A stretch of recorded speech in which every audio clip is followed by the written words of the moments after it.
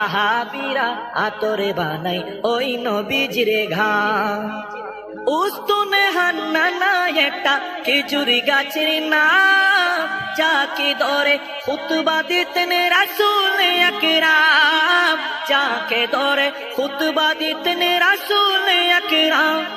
উস্তুনে হান্নানা একটা খেজুরি গাছের নাম, যাকে ধরে খুতবা দিতেন রাসূল আকরাম, যাকে ধরে খুতবা দিতেন রাসূল আকরাম।